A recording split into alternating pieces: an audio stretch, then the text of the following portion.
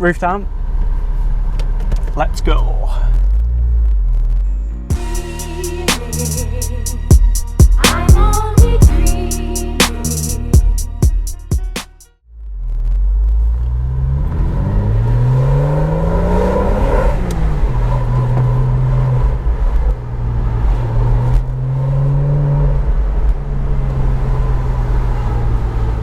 So I do absolutely love this as a convertible.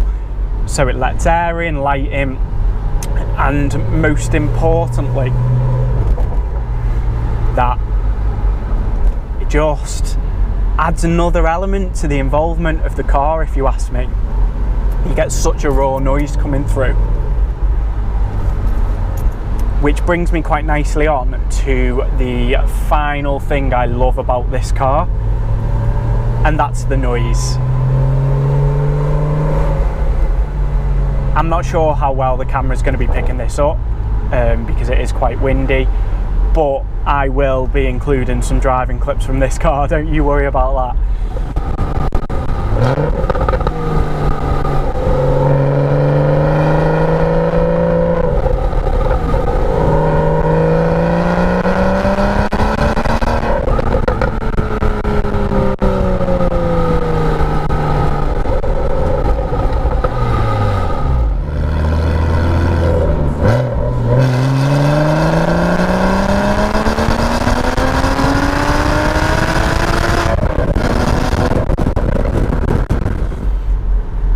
Yeah, being a convertible just really does add to the drama of this car.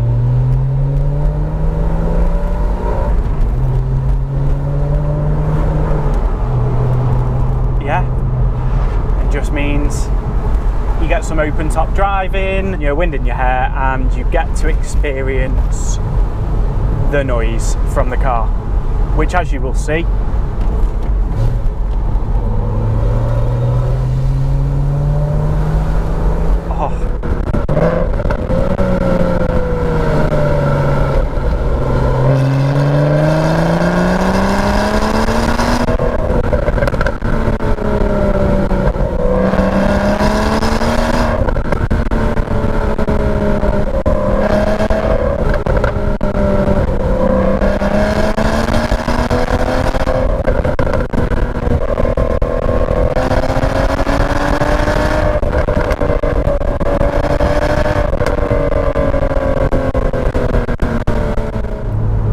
or you be sensible and you go fifth and it's relatively quiet.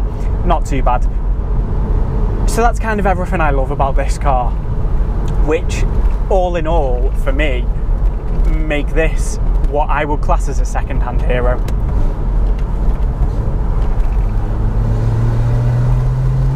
I don't think there are many other cars out there that offer the kind of fun this car does. Oh, come on, listen to it sing! Yeah, I just struggle to see, so I mean, I've been having a look and that you can pick these up from anywhere from £5,000 onwards these days. Obviously, if you are in the market for one, expect running costs to be quite high, because at the end of the day this was a £50,000 car at one point and has the running costs to match. But being completely honest, for that money, what else is there that offers you the similar kind of experience? And that is the fun you can have in this car. It's fantastic. Honestly, I can't tell you enough how much fun this car is. So if I think about alternatives, there is obviously the BMW Z4, there is the Honda S2000. However, having a look at those the other night,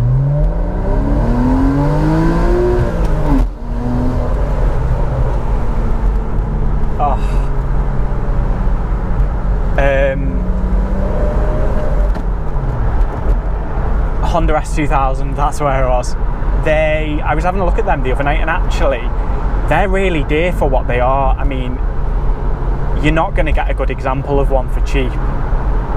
So yes, it's a contender and competitor, but if you're in the market, I think for me it would be Z4 or this. They're the two I'd consider. As much as I love the S2000, that is a brilliant car. Just too expensive for the money for what they are. So that's kind of the main things I absolutely love about this car. So I guess it's only fair if we kind of look at the things which I don't necessarily like about this car. There are a few. As much as I do love this car, it's old. So, you know, if you're used to having a new car with all the gadgets, this isn't going to fill that box, if I'm completely honest. I mean, you can get them with a reasonable spec, but if we take this one for example and look at the spec, we've got Bose, we've got the Bose sound system. It's got lovely embossed crests in the seats, which I'm not sure if you'll be able to see. And aside from that, it really doesn't have much else. I think it's got a 6 CD changer in it, and I think that is in the boot. And then on top of that, we've had a Parrot put in, although I actually do think that was the previous owner, so not even us. But yeah, that just means it's got Bluetooth. But really, if you take this from like what it came as spec from factory, you've got Bose and the badge in the seats. So not massive of spec, no nav, no kind of creature comforts, no heated seats, which all of those things for some people might be a must, which mean this car simply isn't appropriate for them. But for us, it just offers the ultimate second-hand car. So yeah, spec can be an issue. Secondly, maintenance cost, as I've mentioned. They're Porsche costs. At the end of the day, it's a Porsche. They're not cheap. My advice to you would be, if you are going to do it, get one which has had the IMS seal done already, because that's quite a big job. I think it cost us in the region, you know, a good couple of grand. The suspension needed a refresh because obviously the age of the car, that cost a couple of grand. So all in, it was quite a large bill. So that's what I mean, the running cost can be quite expensive. Finally, the final thing I really want to mention about the negative to this car is the interior cabin noise. So at motorway speeds, it drones, it's loud, the tyre noise, the road noise, it's pretty much unbearable. You have to have the music very, very, very loud to eliminate that. So again, if you do lots of long motorway journeys, might not be appropriate to buy one of these, basically.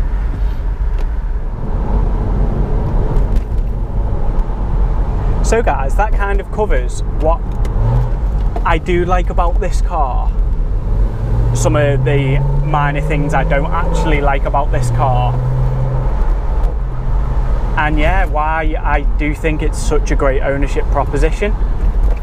So I hope you've enjoyed today's video. It's obviously been a little bit different being out of the Beamer, but I hope it's given you a little insight into more me around, you know, why I like cars, why I don't like cars.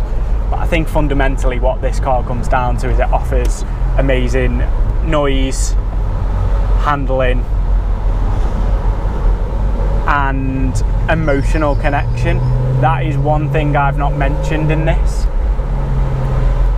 video, and this car, sometimes I can be driving it and it still makes the hairs on the back of my neck stand up. It's that good and that much fun. I can't tell you guys enough.